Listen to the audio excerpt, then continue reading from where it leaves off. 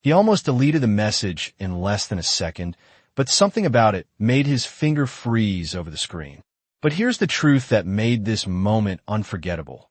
One wrong text message, sent in desperation at 2:17 a.m., was about to collide two lives that should have never crossed, and neither of them would ever be the same again. Alexander Hayes stared at his phone, the glow lighting up the quiet, glass-walled penthouse overlooking downtown Manhattan, a city that never really slept but somehow felt completely silent from 30 floors up. And in his world, messages like this weren't rare, people asking for help, for money, for a chance, and most of the time they were carefully crafted lies. Emotional traps designed to pull sympathy from people exactly like him, people with more money than time, more responsibility than trust. And yet this message was different. Not because of what it said, but because of how it said it. Simple, unpolished, almost clumsy, like someone who didn't even know how to ask for help properly. Hi, I'm so sorry. I think I have the wrong number, but my baby hasn't had formula in 2 days and I don't know what else to do. Even $20 would help. I'll pay you back, I promise. And Alexander exhaled slowly, leaning back his chair, his first instinct kicking in. This is a scam. It has to be. It always is. But something didn't add up. There was no urgency tactic. No fake story about hospital bills or dramatic threats, just a quiet kind of desperation that felt real. And that was what bothered him, because real problems were messy, unscripted, and hard to ignore. He glanced at the number again. Unfamiliar, no contact name, no history, just a random string of digits that somehow carried a weight heavier than most business deals he handled that week. And across the city, miles away in a small, dimly lit apartment that smelled faintly of detergent and exhaustion, Sarah Mitchell sat on the edge of a worn couch, her phone clutched tightly in both hands, as if letting go would mean losing the last thread of hope she had left, her baby finally asleep after hours of crying. The kind of cry that didn't just fill a room, but settled into your chest and stayed there, and she replayed the moment over and over. In her mind, the message she meant to send to her friend, the number she must have typed wrong, the sinking realization that whoever received it was probably already ignoring her or worse, judging her, and she almost sent another message to apologize, to explain, to disappear before she embarrassed herself any further, but she didn't, because part of her, the smallest, quietest part, was still hoping that maybe, just maybe, whoever was on the other side of that screen wouldn't turn away. And back in his penthouse, Alexander tapped the screen once, opening the message again, reading it slower this time, noticing the lack of punctuation, the hesitation in the words, the absence of anything that felt rehearsed, and for reasons he couldn't quite explain, he didn't delete it. Not yet. Instead, he placed the phone down on the table, staring out at the city lights, unaware that this single decision, this pause, this moment of curiosity over dismissal, was already setting something irreversible into motion. Sarah did not sleep that night. Not really, because even when her eyes closed, her mind kept replaying the same question over and over again. What if no one answers? And by the time the early morning light slipped through the thin curtains of her small apartment, she had already checked her phone at least 20 times, each time hoping to see something, anything, but the screen stayed silent. No new messages, no missed calls, just the same empty thread that now felt heavier than before. And she swallowed the tight feeling in her chest as she stood up quietly, careful not to wake her baby, who was finally resting after hours of crying. The small kitchen barely had enough space for her to turn around without bumping into something. And when she opened the cabinet, she already knew what she would find, or rather what she would not find. No formula, no backup, nothing left to stretch another day.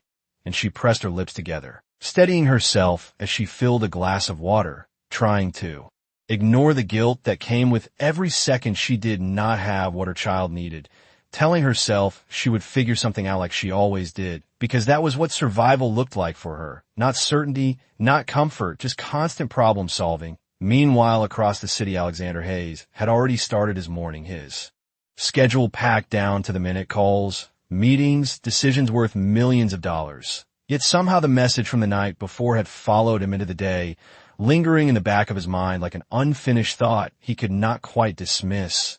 And during a pause between meetings, he found himself unlocking his phone again, opening the thread without fully understanding why, reading the same words for the third, maybe fourth time. And this time he noticed something new, not in the message itself, but in how it made him feel.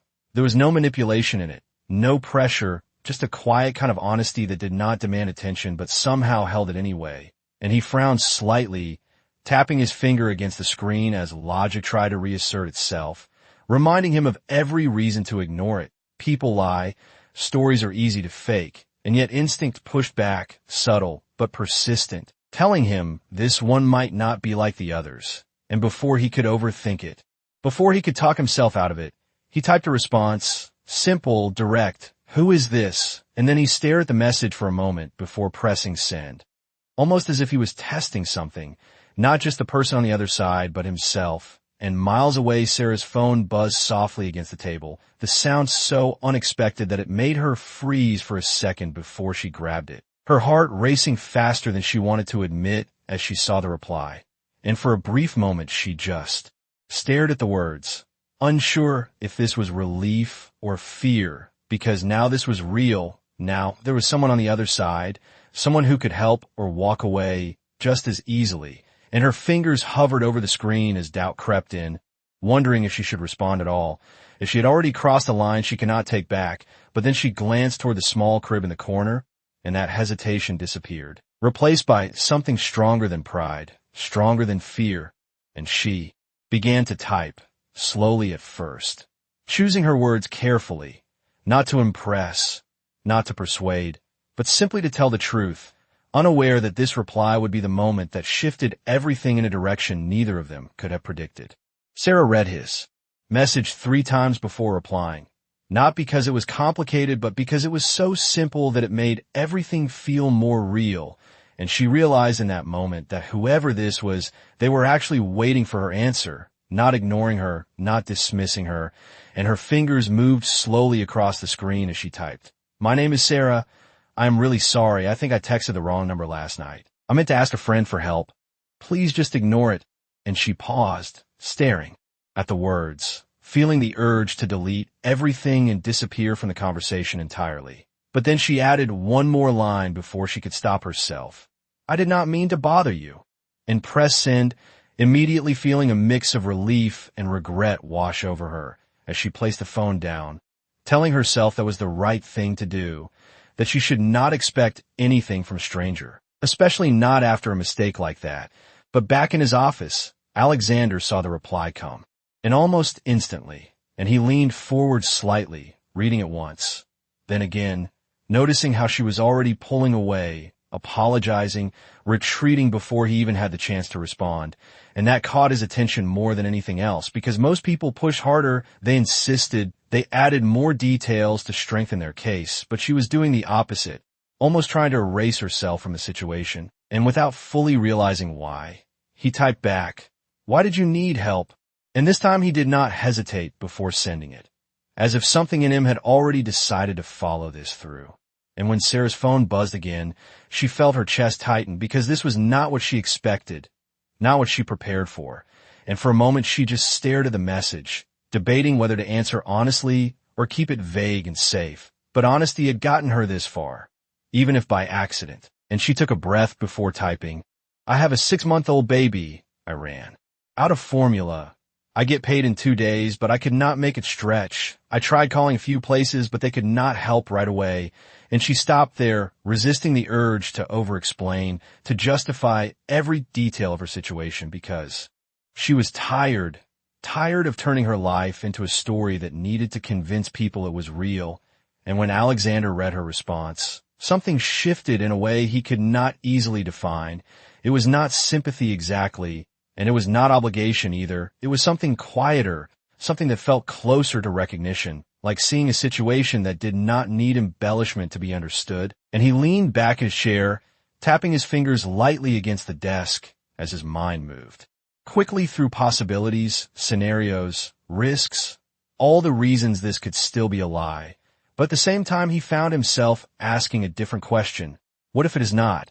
And that question lingered longer than it should have, because in his world, uncertainty was something to eliminate, not entertain. Yet here he was considering it, and across the city Sarah sat in silence after sending her message, placing her phone face down this time, as if that would somehow make the waiting easier. But it did not. Every second stretched longer than the last, and she told herself not to expect a reply, not to build hope out of something so fragile, because hope had a way of making disappointment feel heavier. And yet, despite everything she had learned, everything she had been through, she could not completely stop herself from listening for the sound of her phone, holding on to the smallest possibility that this conversation was not over yet. Alexander did not reply right away, and that silence was not accidental. It was deliberate because he had learned over the years that immediate reactions often led to mistakes, especially when emotions were involved. And even though he would not have called what he felt emotion, there was still something about this situation that required distance, clarity, control. So instead of typing back, he set his phone down and pressed a button on his desk, his assistant answering almost instantly. And in a calm, measured tone, he said a name that meant nothing to anyone but him in that moment. I need a quick background check, minimal trace. I will send you the number. And within seconds, the process had already begun because in his world, information moved faster than trust. And while that unfolded quietly behind the scenes, he stood up and walked toward the window, looking out over the city again. But this time his focus was not on the skyline. It was on the question that had not left him since he read her last message. What if it is true? And that question carried weight, not because of the money involved, which to him was insignificant, but because of what it implied that somewhere in the same city where he closed deals worth millions, there was someone calculating how to make it through the next 48 hours with nothing. And that contrast was not new to him, but it rarely felt this personal. Meanwhile, Sarah had reached a point where waiting no longer felt passive. It felt exhausting, like holding her breath without knowing when she could exhale. And after nearly an hour with no response, she picked up her phone again, staring at the conversation as if it might change just because she looked at it long enough. And she considered sending another message, something to clarify, something to take the pressure off. But she stopped herself because she had already said enough, more than enough. And the last thing she wanted was to sound desperate, even if she was so. Instead, she set the phone aside and focused on what she could control, moving quietly around the apartment, gathering the few things she might be able to sell or return, calculating small numbers in her head, $5 here, $10 there, trying to build a solution out of fragments. And back in the office, Alexander's phone lit up with a secure notification, brief, efficient, exactly what he expected. And he opened it without hesitation, scanning the information quickly, address, employment records, recent activity, nothing dramatic, nothing exaggerated, just a consistent pattern that aligned almost perfectly with what she had said, a part-time job at a diner, irregular hours, no significant financial support, and most importantly, no signs of fraud flags or repeated outreach patterns that would suggest a scam, and he narrowed his eyes slightly, not in suspicion but in recognition, because everything checked out in a way that made this situation simpler and more complicated at the same time.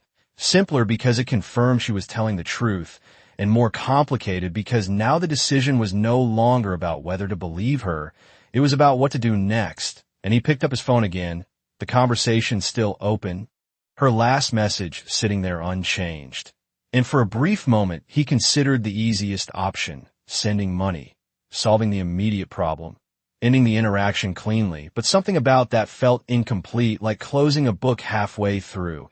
And instead of choosing the obvious path, he did something that surprised even himself. He typed a different question, one that shifted everything. Where are you located? And when Sarah's phone buzzed again, she felt it immediately, like a shift in the air around her. And this time she did not hesitate as long, because something about the conversation had already crossed a line from accidental to intentional. And as she picked up the phone, she had no idea that her next answer would determine not just whether he helped her, but how far he was willing to go. Sarah hesitated for only a second before typing her address, her fingers moving faster than her doubts could catch up, because at this point the situation had already gone further than she ever expected, and holding back now felt almost pointless. So she sent it, adding a quick line. It is just a small place, nothing fancy, as if trying to lower expectations before they could even form. And the moment the message delivered, she felt a sudden wave of vulnerability hit her, sharper than before. Because sharing her location with a stranger crossed into something real, something that could not be undone. And she placed her phone down, pressing her hands together tightly as she tried to steady her breathing, telling herself it was just information, nothing more. But across the city, Alexander read the address and immediately recognized the area, not because he had ever been there personally, but because he knew the numbers, the data, the kind of neighborhoods that rarely appeared in headlines but quietly held thousands of stories like hers. And his expression shifted slightly, not into concern but into decision, because now this was no longer abstract. It had a location, a point on the map, something tangible. And he picked up his phone again, but before responding he made another call, this time shorter, more direct, giving instructions that were precise without needing explanation. And within minutes a car was already being arranged, while at the same time he typed a message back to her, "Do not go anywhere, I will take care of it." And when Sarah saw those words, her heart skipped in a way that felt almost unfamiliar, because no one had said something like that to her in a long time, not with certainty, not without conditions. And for a brief moment she allowed herself to feel relief, but it was quickly followed by doubt. Because what did that actually mean? Take care of it how? And before she could overthink it further, her phone buzzed again, but this time it was not him. It was her landlord's number flashing on the screen, and her stomach dropped instantly as she answered. The conversation short but heavy, a reminder that she was already behind on rent, that there would be no more extensions, that if payment was not made soon she would have to leave. And as the call ended, she felt the pressure close in from another direction, one she could not ignore. And for a moment, everything felt like it was collapsing at once. The formula, the rent, the uncertainty of this stranger's promise, all of it stacking higher than she could manage. And she sat down slowly, trying to hold it together. But then something else happened, something small but sharp. Her baby began to stir again, soft at first, then louder, that familiar cry returning. And this time it hit differently, because now she knew exactly how little she had left to give. And across the city, Alexander stepped into the back of a black car, his mind already moving ahead, calculating timing, distance, outcomes. But as the car pulled away from the curb, his phone rang, and the name on the screen caused a slight pause. A business partner, someone tied to a deal worth more than most people would see in a lifetime. And he answered briefly, listening, his expression tightening just enough to show the shift, because there was a complication, something that required his immediate attention, something that by all logic should take priority over everything else. And for a moment he was faced with a choice that seemed simple on the surface, but carried more weight than expected. Continue with what he was doing now, or turn back and handle what the world would consider more important. And the silence that followed that call stretched just long enough to make the decision matter, because this was the moment where intention either held or disappeared. And without saying much more, he ended the call, leaned back slightly, and gave a quiet instruction to the driver that confirmed exactly which direction he had chosen, unaware that on the other side of the city Sarah was sitting in a small apartment, holding her child close, waiting for something she still was not sure she believed would actually come. The car moved steadily through traffic, each passing block bringing Alexander closer to a place he had never planned to visit. And yet his attention was no longer on the city outside, but on the quiet weight of what he was about to do. Because this was not a transaction, not a calculated investment. This was something far less defined, and that uncertainty was unfamiliar territory for someone who built his life on control. And as he glanced down at his phone again, the conversation remained unchanged, her last message still sitting there, simple and exposed. And for a moment he considered sending another update, something to reassure her. But he stopped himself, because words felt unnecessary now. Action would speak louder than anything he could type. And across the city, Sarah shifted gently as she held her baby, rocking back and forth in a slow rhythm that had become second nature, whispering softly, even though the words did not matter as much as the tone, just enough to soothe, just enough to stretch the moment a little longer.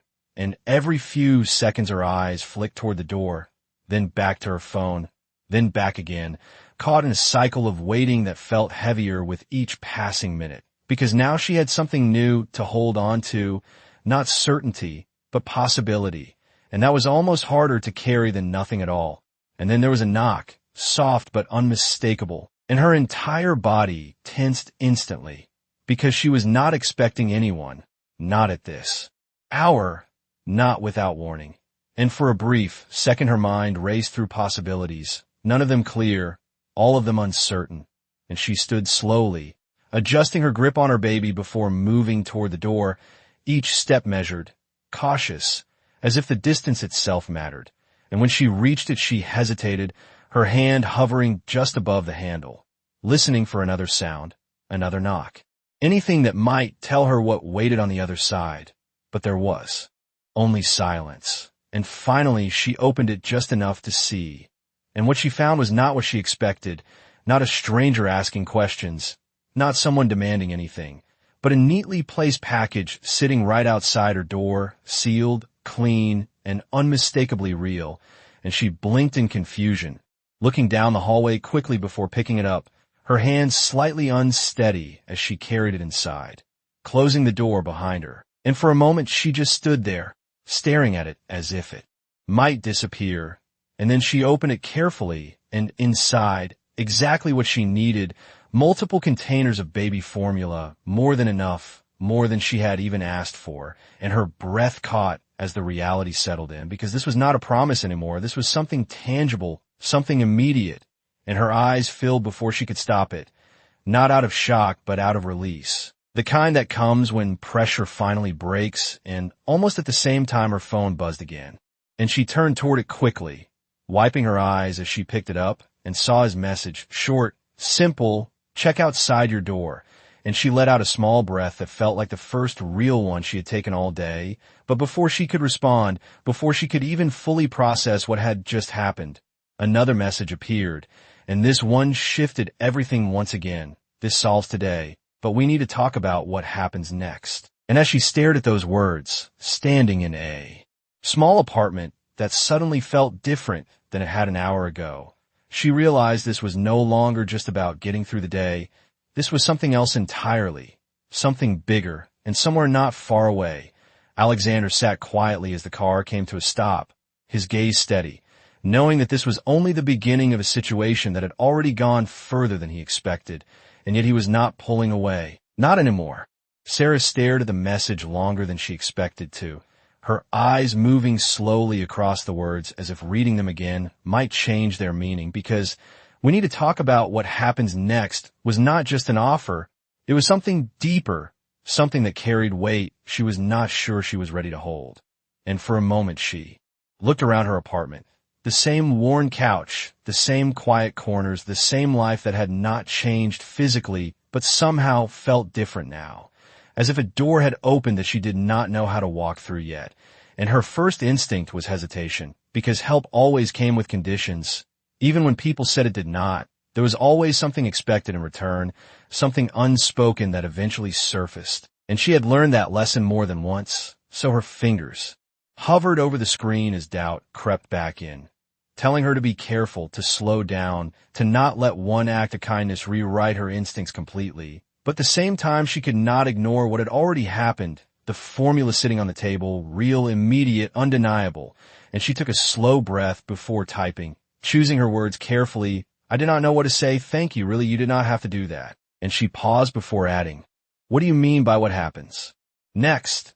And as soon as she sent it, the question lingered in the air around her, heavier than anything she had said before, because now she was no longer just receiving help. She was stepping into whatever came after it. And across the street, inside the parked car, Alexander read her message almost instantly, his gaze steady as he considered his response, because this was the part that mattered. Not the delivery, not the immediate solution, but the decision that followed. And he knew that whatever he said next would define the direction of everything that came after.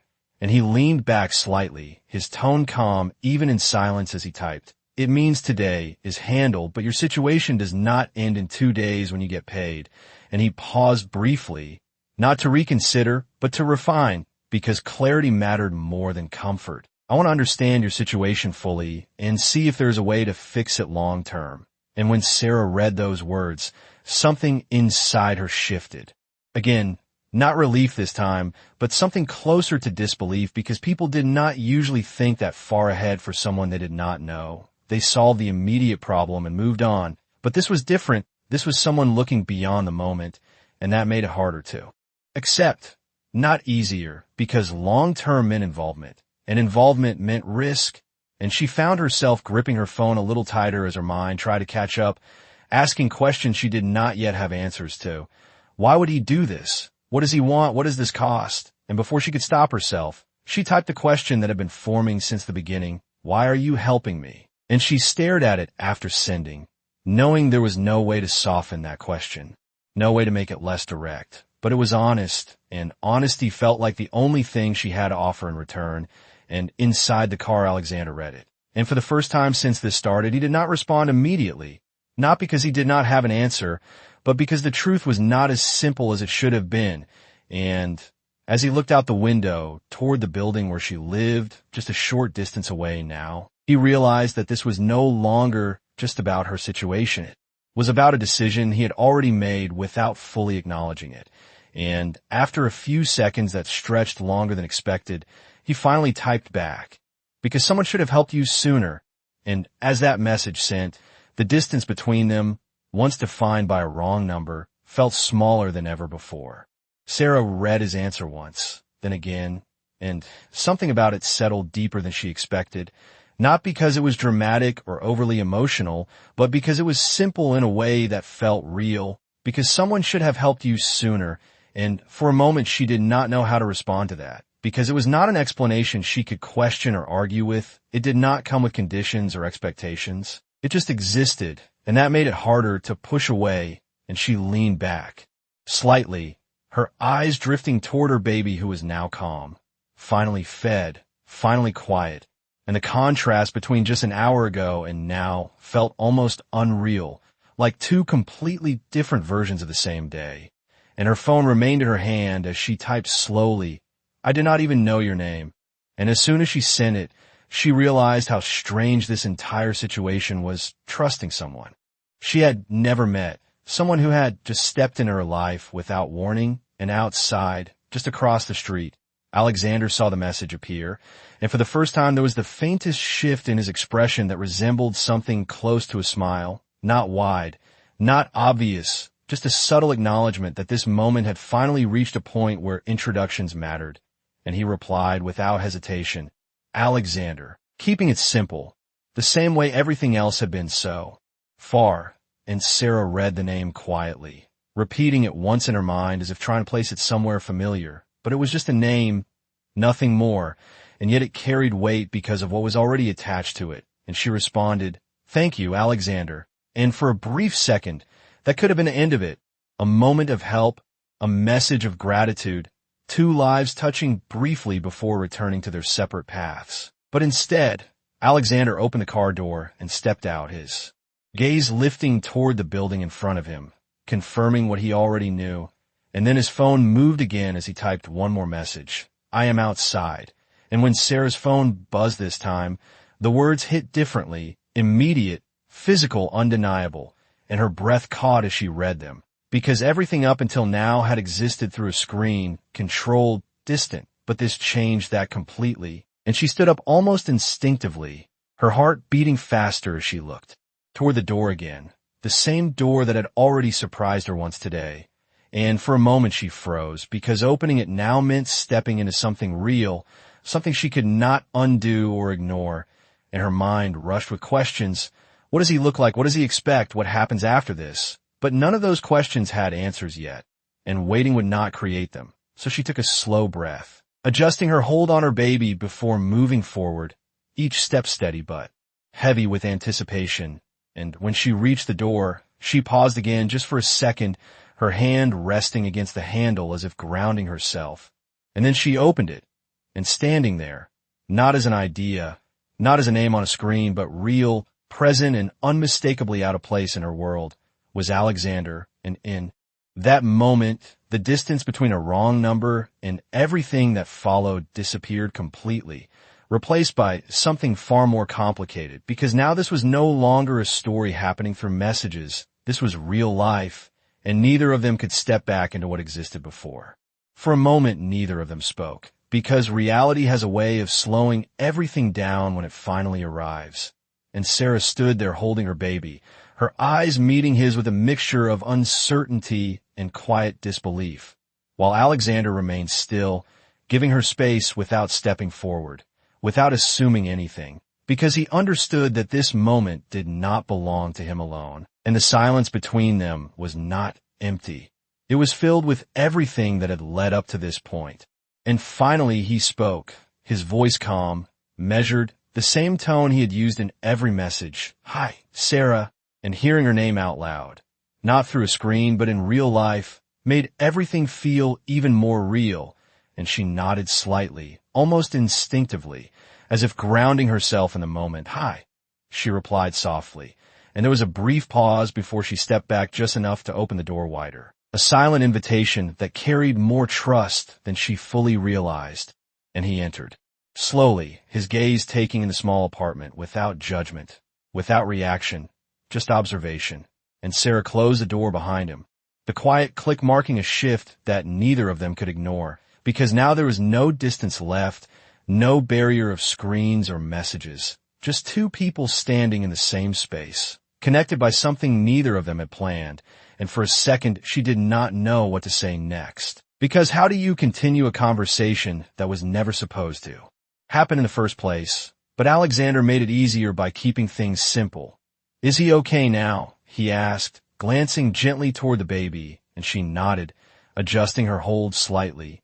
"Yes, he is better now. Thank you." And there was a sincerity in her voice that did not need to be emphasized. It was just there, steady and real, and he gave a small nod in return before looking back at her, his expression thoughtful, not distant, not overly familiar, just present. "Good," he said quietly, and then after a brief pause he continued, "I meant what I said earlier. This is not just about today." And those words settled into the room with a different weight now, heavier because they were spoken face to face, not typed, and Sarah felt that same mix of hesitation and curiosity rise again. But this time she did not step back from it. She met it because she had already come this far, and she asked, her voice steady even if her thoughts were not, "What does that look like?" And Alexander took a moment before answering, not because he did not know, but because he wanted to be clear. "It means stability, consistent support, and a plan so you're not in this position again." And he paused briefly before adding, "But it also means you have a say in what that plan is." And that part mattered more than anything else he had said, because it was not control, it was collaboration, and Sarah felt something shift inside her. Something that had been guarded for a long time, not fully opening, but no longer completely closed either. And she looked at him for a moment, really looked this time. Not as a stranger, not as a name on a phone, but as someone who had stepped into her life in a way that could not be ignored. And she realized that this was no longer just about receiving help. This was about deciding whether to trust what came with it. And as that realization settled in, the small apartment that once felt like a place she was stuck in now felt like the starting point of something else, something uncertain but no longer hopeless. And neither of them said anything for a moment, because they both understood in their own way that this was only the beginning, and whatever came next would not just change one day or one problem. It would change everything.